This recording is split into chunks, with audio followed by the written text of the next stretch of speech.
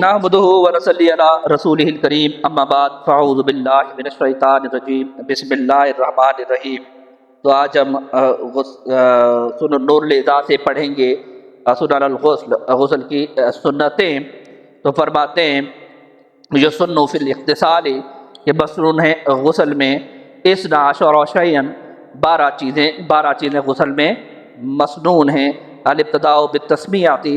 بسم اللہ سے شروع کرنا، والنیتی اور نیت کرنا، وغسل یدین اور دونوں ہاتھوں کو دھونا، الی رسائن گٹوں تک دھونا دونوں ہاتھوں کو، وغسل نجاست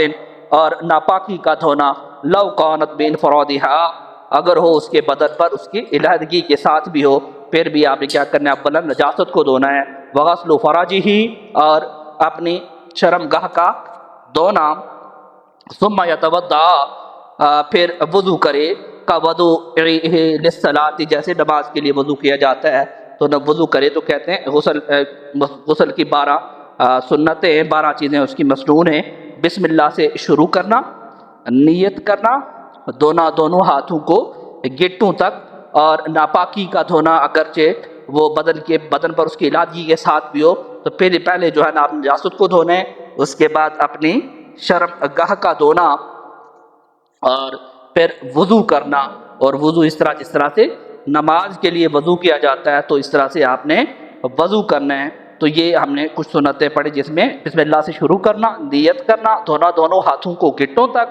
اور ناپاکی کا دھونا کرچا ہو اس کے بدن پر اس کی علیحدگی کے ساتھ، نجاست یعنی نجاست کو دھونا پہلے، اور اپنی شرمگاہ کو دھونا، پھر وضو کرنا جس طرح نماز کے لیے کیا جاتا ہے۔ فیسلس الغسل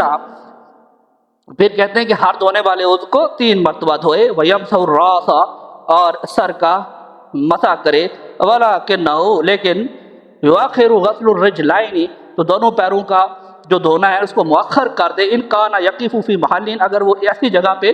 کھڑا ہے، يَجْتَمِعُ فِيهِ الْمَاءُ کہ جہاں پر پانی اکٹھا ہوتا ہے جمع ہوتا ہے، ثُمَّ يَفِيضُ الْمَاءَ عَلَى بَدَنِهِ پھر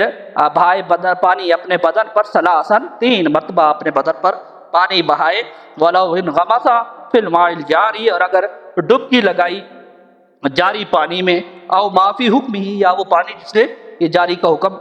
ہوتا ہے، جو جاری کے حکم میں پانی ہو اس میں، فَمَكَثَ فَقَدْ أَكْمَلَ سُنَّةً فَمَكَثَ اور ٹھہر جائے، فَقَدْ أَكْمَلَ سُنَّتِ تو اس نے کیا کر دیا، سنت کو مکمل کر دیا۔ وَيَبْتَدِئُ فِي سَبِّ الْمَاءِ اور ابتدا کرے پانی کے بہانے میں، بِرَأْسِهِ سر سے، وَيَغْسِلُ بَعْدَهَا اور اس کے بعد دھوئے، مِنْكِبَهُ الْأَيْمَنَ اپنے داہنے مونڈے کو، ثُمَّ الْأَيْسَرَ پھر اپنے بائیں مونڈے کو، پھر بائیں مونڈے کو، وَيَدْلُقُ جَسَدَهُ اور رگڑے اپنے بدن کو، وَيُوَالِي غَسْلَهُ اور پے در پہ دھوئے۔ تو کہتے ہیں کہ ہاتھ دھونے والے اس کو 3 مرتبہ دھوئے، فیسلس الغسل اور سر کا مسح کرے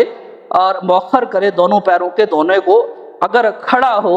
ایسی جگہ پر جہاں پانی اکٹھا ہوتا ہے، اور پھر بہائے اپنے بدن پر 3 مرتبہ، اور اگر ڈبکی لگائی جاری پانی میں یا جو پانی جاری کے حکم میں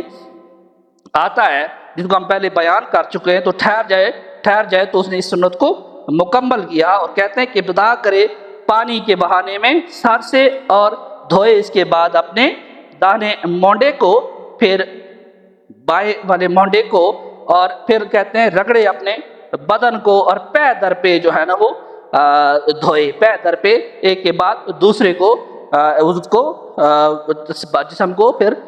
دھوئے۔ تو کہتے ہیں 12 چیزیں، بسم اللہ سے شروع کرنا، نیت کرنا، دھونا دونوں ہاتھوں کو گٹوں تک، اور ناپاکی کا دھونا، اور ہو اس کے بعد اس کے بدن پر اس کی علیحدگی کے ساتھ بھی وہ نجاست تو اس کو دھوئے پہلے، اپنی شرمگاہ کا دھونا، پھر وضو کرے، اس کے وضو کرنے کی طرح جس طرح نماز کے لیے کیا جاتا ہے، چنانچہ ہاتھ دھونے والے اس کو 3 مرتبہ دھوئے اور سر کا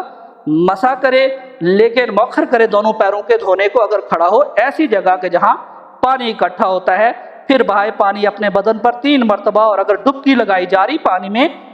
یا جو جاری کے حکم میں ہے جس کو پڑھ چکے ہیں ہم، تو ٹھہر جائے تو اس نے اس سنت کو مکمل کر لیا، اور ابتدا کرے پانی کے بہانے میں سر سے، ابتدا جو ہے نا پانی کے بہانے میں سر سے کرے اور دھوئے، اس کے بعد اپنے دانے مونڈے کو، اور دانے مونڈے کے بعد پھر بائیں مونڈے کو، اور اس کے بعد کہتے ہیں کہ رگڑے اپنے